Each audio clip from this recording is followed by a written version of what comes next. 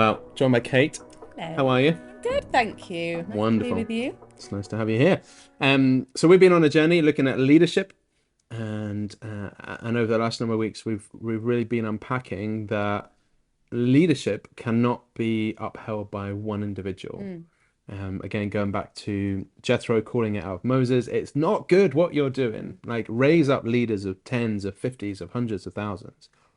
As you look at like the role description of an elder, it's all based on character. There's no mention of gifting within there. mm. But then we go to Ephesians 4, and in there we get what's in some cases has been referred to as the apest. Yeah. Shall I see if I can remember them all? Go for it. Okay. Apostle, Tick, prophet, tick, evangelist, tick, shepherd, tick. we might call a pastor, pastoral, and teacher. Teacher. Yes. Remember them. Well done. Mm, And so within that we get this view that that yes, there is a plurality of gifts that are available for the church, for us as individuals, but also just a recognition that for sometimes, like we can't, nor should we expect to carry all of them in mm, one individual. mm, And so we need to be raising up within our context here at King's. We want to raise up a plurality of leaders, mm. thinking specifically at elders, but also across the board. But I guess this conversation is more around elders at this point in time, whereby we are recognizing that each of those gifts is carried in some way, shape, or form through individuals who are raised up into those positions of elders. Yeah. To make sure that actually, as a church, that we're, let's think about it this way: if we were all evangelists, Yeah. that'd be fun. Be nice. We'd have a like, we're going to go save the world for Yes. Jesus type attitude, but actually, in terms of pastoring Mm. people, we probably wouldn't do that very Yes. well. Very little discipleship would be occurring, Yes. probably. Yeah. So we want to make sure that there is a mixture of the gifts in order to make sure that the body is healthy. Yeah. As we've been on a process now over the last number of months, Yeah. really looking at individuals' character Mm. and also their spiritual gifts. Yeah. Um, Personally, how have you found that process as we've then kind of got to that point now of going, right, these are the people that we're putting forward to Mm. be elders in the church? Um, as I say, there's been a big long process to get to that Yeah. point. But yeah, how have you found the process and what's been like, I guess, some little nuggets have come out for you from that? Yeah, I think it's been really good because, yeah, as you identified that fact that no one person can carry all of those gifts, and you were also identifying the other week that that's been the structure in the past of church leadership, hasn't it? That there's one lead pastor and they are responsible for everything. But actually, not only is that just not possible to carry all those gifts, it's also quite an unreasonable expectation on that one pastor. And if we've been talking Mm, about spiritual abuse and that kind of coming from the congregation towards leadership as well, I wonder if that is also tied up in that unreasonable levels of expectation on one person or a yeah. couple of people to carry, because then if you have unreasonable levels of expectation, you're also therefore way more likely to be disappointed, Mm, because it's not reasonable, it's not something that you guys can uphold as one person. So it's been really healthy, and it's actually something that we've done, haven't we, as we've been employing staff members, as we've been building ministry leaders teams as well, is building up a variety of people with different skills. So yes, spiritual gifts definitely. Alongside that, we just get a bit obsessed, don't we, with personality tests, Josh? We've done them all, but that again is a really helpful tool, isn't it, to yeah. identify that we've got different types of personalities in the room, different characters, different ways of processing things, different ways of seeing the world, making sure that we don't end up with a really small echo chamber of people who are Yes. just like yes men to each other, just kind of rubbing each other's egos and making each other feel that we've totally got this right. Yeah. So diversity is really good in conversation in the room anyway, but particularly with spiritual gifts too. Yes, so we've obviously deep dived into some really good spiritual gifts kind of questionnaires and done some research into those areas. And thankfully, I mean, it was as if God had this in mind. All those that we were journeying with, we found a really great range of gifts in the room, didn't Mm, we? And it was really helpful to know that yeah, that where there was not necessarily a weakness but an area that wasn't so much a strength in one person, it was going to be really well balanced by someone else in the room. And it was really lovely because what it identifies within us as a group is that there are, although yes, you are lead pastor and you'll be the first amongst equals, there are moments in conversations where there is an expert in the room on that area. So if, you know, if we're talking about the pastoral care of the church, we know that there's one or two members of the eldership team who really have that gift, and so Mm, really are the ones who are speaking with authority in that moment on that subject. And yes, we always want to keep growing in those areas. I'm very keen to make sure that although we identify ourselves as having a gift, we don't kind of corner ourselves and pigeonhole ourselves as just being that thing, and yeah, kind it's of good. marking yourself as saying, well, I'll never be good at that. I'll never be Yes. good at pastoral care. Because actually, I've seen and experienced that God can do incredible things and help to fill in gaps that we might have. And we want to all be growing in all areas of that APEST, Yeah. don't we? But it is great to know that where we might have slight weaknesses, others are going to pull us up on that. Yeah. You've been creating, and I think we all have as well, this really great spirit of challenge. This speaks a little bit back to what you guys were talking about earlier about what makes a great leader. And I think that that's one thing for me that I think is really important, is an ability to receive feedback and to be open to challenge.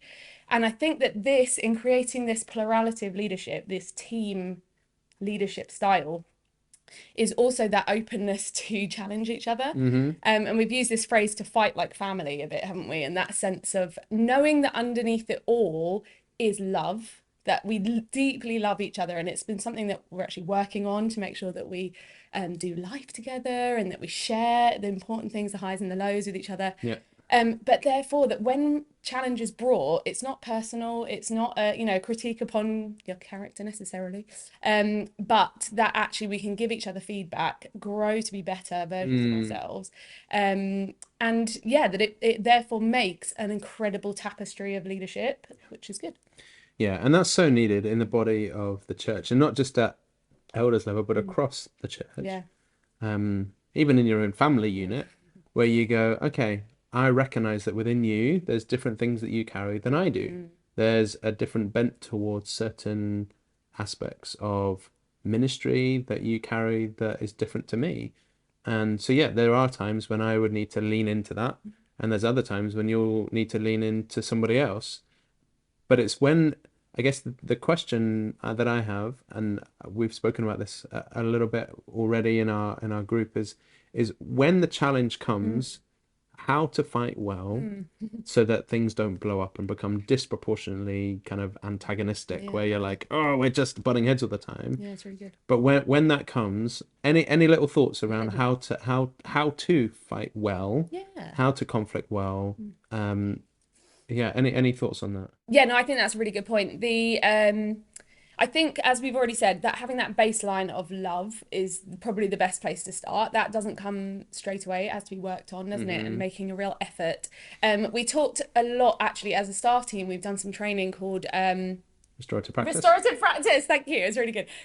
Restorative practice training. And I think there was an excellent analogy there that helps with that. There was this conversation about sort of like a bank account in relationship with each other, where we are depositing into each other through encouragement, through support, through trust, through relationship building all the time, so that our kind of account is quite full. So Mm, that when you come to having to bring a bit of challenge or like disagreeing on something, first of all, you know that your foundation is really strong. You know that mm, you've spoken well of each other. You know that you have the best for each other first.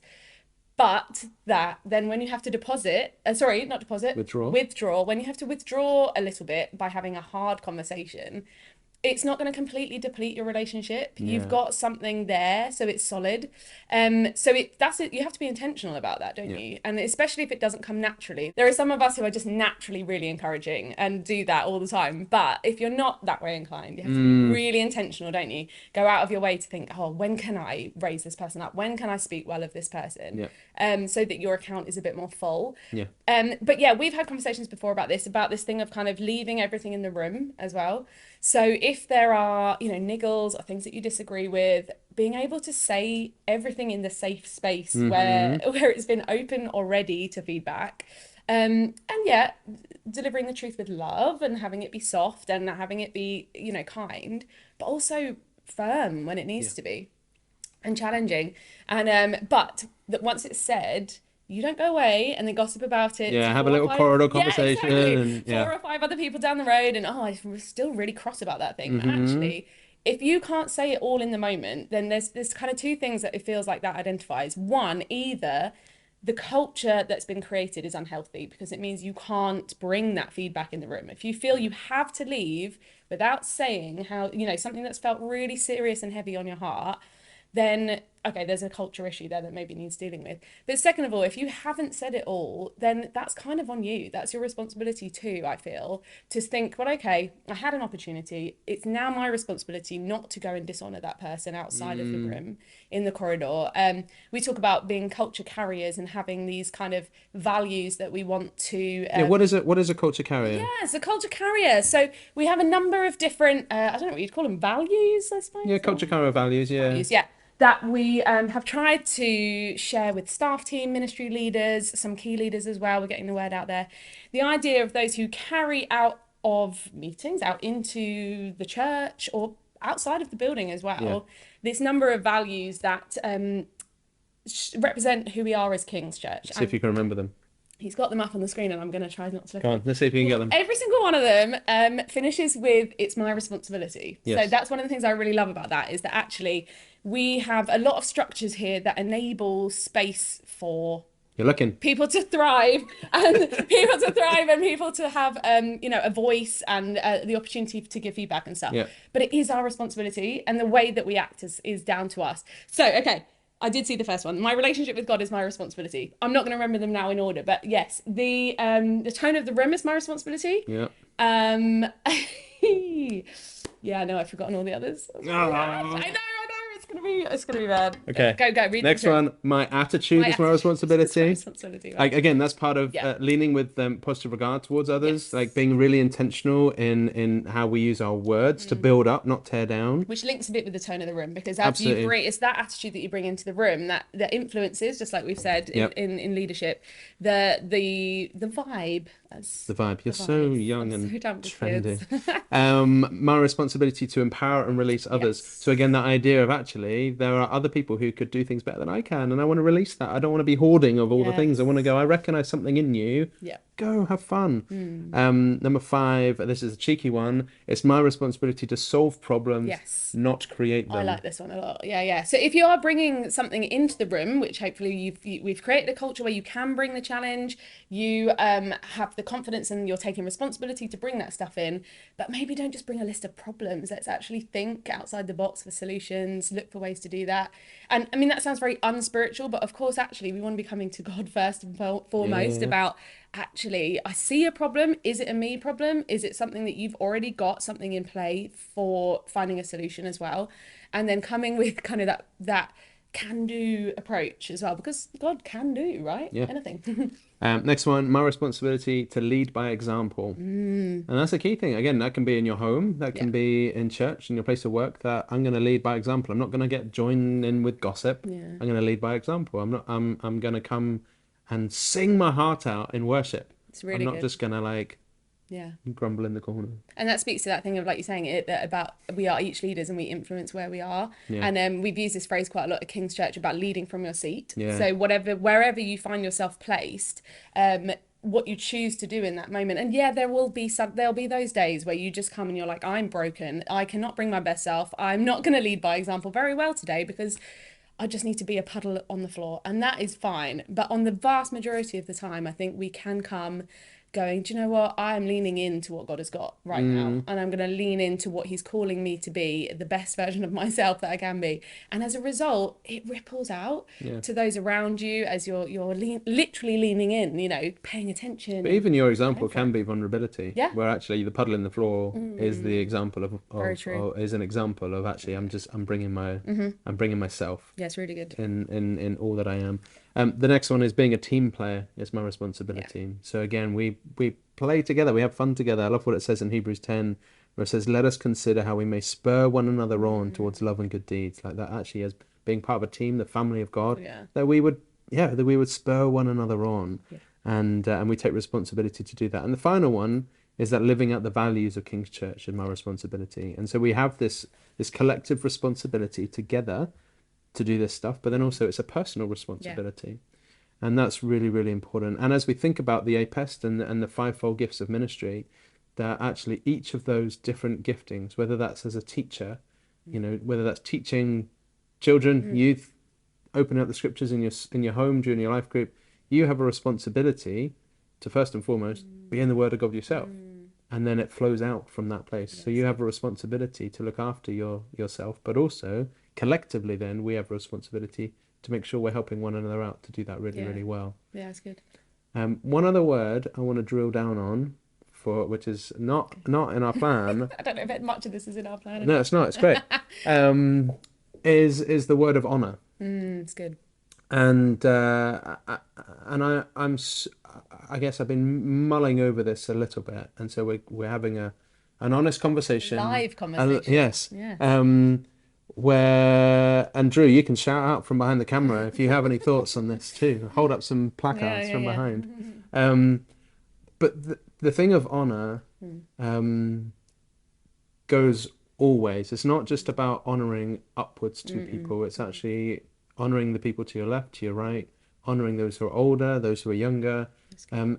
Any thoughts about the word honor? Because I think that we live in a Mm, culture where cancel culture mm, is prevalent, where if you say one bad thing, you get dismissed. This is kind of linked in, the opposite in one sense is a form of abuse. yeah, yeah. Um, but yeah, where we live in a day and age of cynicism, Mm, of maybe looking for the worst in someone rather than trying to see the gold. yeah, Actually, I think part of honor is restoring dignity in yeah, people, that's good. is upholding them as an image bearer of Christ. Mm, And actually, when someone does something well, or if someone just turns up, is actually we go, well yeah, done. Like, yeah, it's any good. any thoughts on honor? Yeah, I think that's really good. I mean, you've definitely stolen some of the things I was going to say, but it's okay. I'm reading currently a book by Henry Nouwen. No, Yeah. yeah, that's how you say that. And I love how he describes this sense that the more that we dig into spiritual formation, the more that everything becomes transparent. And one, which is quite a hard concept to get your head around, but one of the ideas being that people become more transparent. So what he means, I think, is that instead of judging people based on our own criteria, our own preconceived ideas about things, judging them on their usefulness, he says. Mm, So quite often you look at people and you go, oh, what can I get out of them? Or like, what if they're too old, or if they're too quiet, or if they're too whatever, they've got no place. I'm not that bothered. If what they talk about doesn't interest me, I'm not that yeah. bothered. He's saying that actually the closer we get to the person of God, the more likely we are to see people the way he sees them. And I Mm, love that. And it was I had a picture a while ago of putting on God glasses, this thing of like actually seeing people the way that he sees them. And by doing that, every single person is a little, is created by God in the image of God and has value, has incredible value. And like you say, that thing of drawing out the gold in people, looking for the best in people. One of the phrases I often say to my children is look at the intention behind the action. So mm, sometimes the action is really frustrating and is possibly, boring, or you think it's not relevant. But actually, so for my kids, it's thinking about that intention. What were they trying to do? Probably yeah. not hurt your feelings, probably not spite you in their action. But more than that, then it's looking at God's character behind their actions, or behind Mm, the face value of things, and drawing that out. And it's something that actually, as a teacher before working here at this church, it's not always common honor, a culture of honor. There's a sense that if I draw light onto other people, that's drawing light away from myself. yeah. And so as a result, I won't draw attention to other people's excellence and Mm, pieces of gold.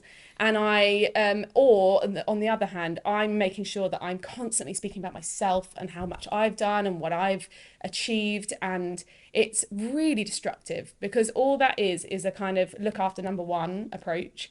It doesn't create team cohesion. It doesn't draw people's best out of themselves, because you're finding yourself constantly in competition with each other. yeah. So one of my things that I came out of teaching, out of the sort of my teaching career with, was I want to give credit where credit's due all the time, Mm, but like to an annoying level. So I'm sorry about that. Everyone has to work with me, because sometimes I'm like, so Abby was saying in this conversation yesterday this. it's not relevant necessarily to the conversation, but I feel it's really key that people know that it wasn't my idea, that it came from someone else, and that I really want to honour their input to that Yes. conversation. So there are little things like that, but like we were reflecting, weren't we? We were at the Assemblies of God conference recently, and they go big on honour, don't Yeah. they? Right? Well, they have a little line, don't they, Yeah. which says, "Honor stands or kneels, it never sits." Yeah. And I think there's something We felt within that. challenged. Yeah, I think there's something within that Yeah. which is actually really, it's a really like simple concept in a way. And I don't think it's necessarily about a posture of standing or Yeah. kneeling, although that there is something within that as well. I think there is something of standing can be, I'm not going to sit idly by. I'm actually going to stand up and I'm going to offer a word of encouragement. Yeah. Or if someone does something really well, the posture of kneeling is a posture of submission, but actually kneeling might just be, you know what, I just want to, I want to thank you. It's that kind of like, oh, I'm just so grateful. And it's actually just acknowledging something. I think so often when we think of the word honor or we think of the word encouragement or gratitude, it can feel like really like, oh, that feels a bit, ugh. We're not very good at it as Brits No, either. we're not. No. And so there's something about pushing ourselves out of our comfort Yeah. zone to actually go, what are the ways? And this is a challenge for Yeah. me as much as it is for everyone. And like, what are the ways that I can go above and beyond? Where like find your comfort zone Yes. and then go beyond it. Yes. Like find your level of like I'm feel okay about this, whether that's in writing a text to someone, like just to say well done. Yeah. That It might be means like so much. yeah, it means so much. But saying well done might just be one thing, but then actually go beyond that and go, I'm so grateful for, and then give the reason why. Yeah. And actually that might feel uncomfortable for you, but for the person who's receiving it, oh, Yes. that's like gold in the desert, you know? It's like Absolutely. water in the desert. Sorry, not gold in the desert. I mean, Sure, gold's whatever. great. I'll take gold. But it speaks back to again that relational capital that we talked about, that Yeah. that bank account thing of you're depositing into that person, Yes. which you don't know the gold. Let's go back to gold. That's going to come from that. That actually that person might have been so empty at that moment Yes. that your word just means so much to them. And if you find that actually their name or has come to mind, it might just well be that that's God prompting you anyway. That actually he works through us. I mean, he doesn't have to, and we mess it up all the time. But isn't it an incredible opportunity to be his sort of mouthpiece, that he wants to encourage his children? So actually if we stop ourselves from doing that, we're not acting in as image bearers of Christ. We're not being as God would originally intend, because he loves extravagantly. And if we are timid in our love and in our encouragement and our honor, then we're actually stifling something, I think, of God's character in us. And the joy of being part of family together is that we can build each other up and be intentional about that. Will, worship coordinator, was just encouraging, and also my husband. Your husband, He yes. is. I'm just giving the context of why he was sharing about this. But with the worship team, he was saying, actually, once you've finished leading worship on a Sunday, you're often quite spent. You've given a lot of yourself over, and it's the same with leading and preaching. Oftentimes, just coming over and saying like, you did so well, thank you so much, you really led us into the spirit today, or whatever it might be. But also all of those roles I just mentioned are very visible and on stage, but there's tons of roles that are really unseen as well, and actually not even just roles in the church, but people being Jesus wherever they go. Like, I see. Do you know the difference that you make in your workplace? Do you know the difference in children's groups? I can see how these kids are coming to know Jesus because of you. And I see you as a parent, like, oh my goodness, did you know that your kid came up to me and said this? It doesn't cost a lot, does it? But it's such a deposit. Yeah. So good. It's good. Let's round that up there. We've gone on a big meander wonder, but there's so many things as we think about all the gifts that we have, that we all are influencers, we all carry responsibility. There's fun to be had. We carry a culture that is one of joy, and that we all have a responsibility within that. And therefore, what does it mean for us to look like? To honor one another well, to offer words of encouragement and gratitude along the way, that we would fill one another's, wellspring of life up with words of affirmation. It's the balance of honor and challenge. Yes, absolutely. Mate, thank you. It's been fun.